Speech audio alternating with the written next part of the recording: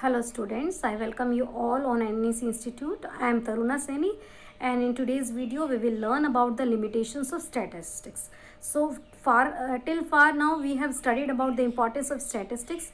So what we have studied that statistics is very useful whether it is the area of economics, whether it is the area of business or economic planning or administration. So what are the problems with statistics today we will understand. So इस topic पर आगे जाने से पहले I want to tell you a story, small story, please pay attention. तो एक बार क्या होता है कि एक फैमिली होती है, उसके अंदर 4 मेंबर्स होते हैं, मदर, फादर एंड 2 बच्चे. तो जो फैमिली की जो एवरेज हाइट होती है वो 5 फीट होती है.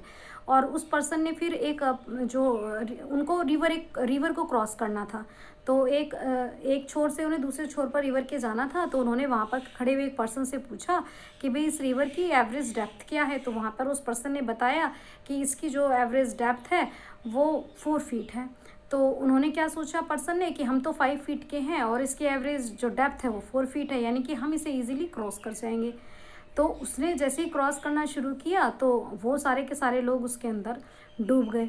अब यहाँ पर स्टैटिस्टिक्स उन्होंने यूज़ भी किया कि भी फैमिली मेम्बर्स की जो हाइट थी वो 5 फीट थी अप्रॉक्सीमेटली, और जो रिवर की जो डेप्थ थी वो 4 फीट थी. तो 4 फीट अगर पानी है तो 5 फीट का पर्सन तो आराम से जा सकता है. बट क्या प्रॉब्लम थी, उन्होंने अपना कॉमन सेंस यूज़ नहीं किया था. क्या कॉमन सेंस यूज़ नहीं किया था कि एक तो रिवर की डेप्थ में वेरिएशन था. कहीं से तो जो रिवर थी वो 1 फीट डेप्थ थी और कहीं से 9 फीट डेप्थ थी. और सिमिलरली जो पर्सन्स थे उसमें 2 बच्चे थे छोटे छोटे, तो उनकी हाइट अलग थी और पर्सन की हाइट अलग थी. तो जिसकी वजह से हमें ये देखना पड़ता है कि स्टैटिस्टिक्स के लिए हमें कॉमन सेंस का भी यूज़ करना पड़ता है. और स्टैटिस्टिक्स को कोई भी इनएक्सपीरियंस्ड पर्सन यूज़ नहीं कर सकता है. और स्टैटिस्टिक्स पर ट्रस्ट करने से पहले हमें कंडीशंस का भी ध्यान रखना पड़ता है. So let's begin the limitations of statistics. Statistics is occupying a prominent place in every field.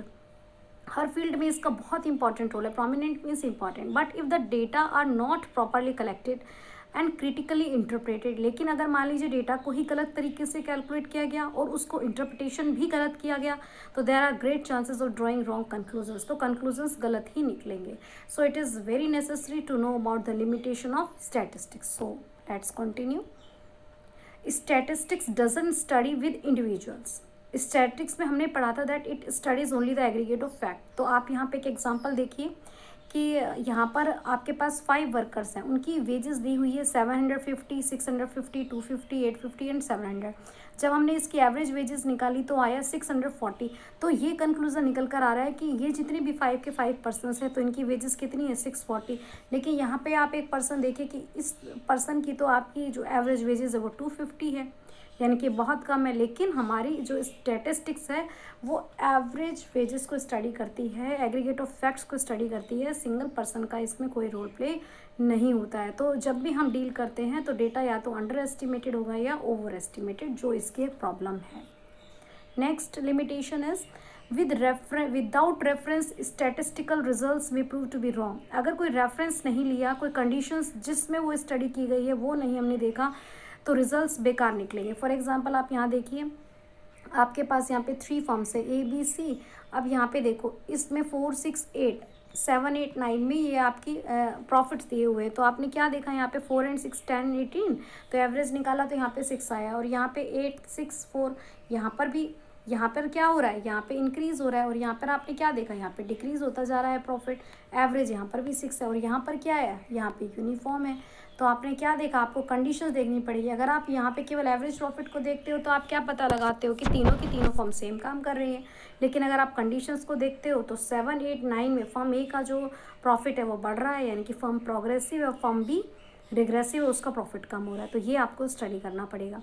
तो इसीलिए जो स्टैटिस्टिक्स है उसमें विदाउट कंडीशंस अगर आपने टेबल को या किसी भी डेटा को स्टडी किया तो वो रॉन्ग डिसीजंस लेगा, रॉन्ग डिसीजन से निकल कर आएंगे. देन आपका आता है बेटा statistics deals with numerical facts. केवल डिजिट्स के ऊपर जाता है. इसमें statistics doesn't study qualitative, qualities को स्टडी नहीं करता. लेकिन बिजनेस में तो क्वालिटीज़ बहुत इंपॉर्टेंट होती हैं, जैसे कि honesty, wisdom, health, sincerity. But in चीज़ों को हम स्टैटिस्टिक्स में नहीं स्टडी करते. एट्रीब्यूट्स की स्टडी इसमें नहीं होती है. अकाउंटेंसी में भी ऐसा होता है दैट क्वांटिटेटिव एंड क्वालिटेटिव 2 तरह की ट्रांजेक्शन्स होती हैं. बट हम क्वालिटेटिव ट्रांजेक्शन्स को बुक्स ऑफ अकाउंट्स में नहीं लिखते क्योंकि हम उसे मनी में मेजर नहीं कर सकते।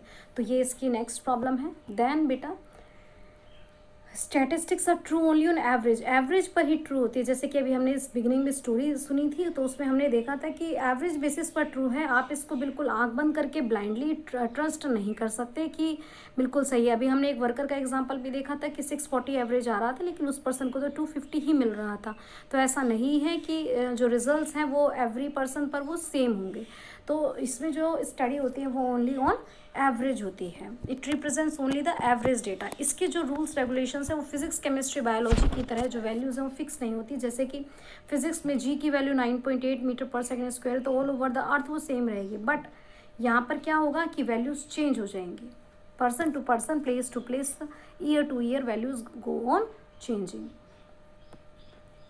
देन आपका आता है बेटा deals with numerical facts only on average. Then it needs special expertise. According to Yule and Kendall, statistical methods are most dangerous tools in the hand of inexperts. ये उसी की तरह हो गया जैसे कि एक मेडिसिन एक डॉक्टर ने दी और एक पेशेंट उससे बिल्कुल ठीक हो गया, वहीं एक इनएक्सपीरियंस्ड पर्सन ने सेम मेडिसिन दिया और वो बीमार हो गया। यानी कि प्रॉब्लम मेडिसिन में है या यूज़ करने वाले में है। तो यही स्टैटिस्टिक्स का ड्रॉबैक है कि अगर एक इनएक्सपीरियंस्ड पर्सन ने स्टैटिस्टिक्स के टूल्स को यूज़ किया तो वो उससे गलत रिजल्ट्स निकाल सकता है जो कि डिसीजन मेकिंग में प्रॉब्लम करेगा। तो स्टैटिस्टिक्स केवल एक्सपर्ट पर्सन ही कर सकते हैं और इसके लिए स्पेशल नॉलेज की ज़रूरत होती है। तो ये इसकी नेक्स्ट प्रॉब्लम है that it needs special expertise. Homogeneity of data is essential. अगर आपको स्टैटिस्टिक्स में कंपैरिजन करना है जो कि इसकी एक फीचर थी, तो इसके लिए आपका जो डेटा है वो यूनिफॉर्म होना चाहिए। आप क्लॉथ मिल का प्रोडक्शन जो है वो ऑटोमोबाइल फर्म से कंपेयर नहीं कर सकते, लेकिन हाँ मनी वैल्यू में कन्वर्ट करके कर सकते हैं। So for statistics data to be comparable the data must be homogeneous, heterogeneous data can not be compared. Textile industry can not be compared with automobile industry because textile का तो आपका metre में होगा और वहाँ पर आपका ऑटोमोबाइल का आपका नंबर ऑफ यूनिट्स में भी हो सकता है, टन में भी हो सकता है। तो it depends upon the data, that data should be homogeneous so that comparison is possible.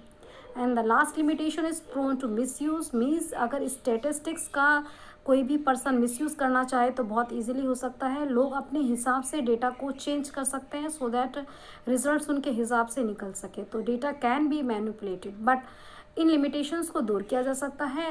The person should be impartial होना चाहिए, अच्छे से कलेक्ट होना चाहिए, इन्वेस्टिगेशन प्रॉपर होना चाहिए और एक्सपर्टीज पर्सन ही इसको यूज़ करें। So let's have a look on the limitations. Statistics does not study individual, it study aggregate of facts. We have to study the statistical results by taking some reference. It deals only with numerical facts, not the qualitative figures. It is true only on average. It needs special expertise and data should be homogeneous and sometimes it can be misused. I hope that you understand the topic. Thank you so much.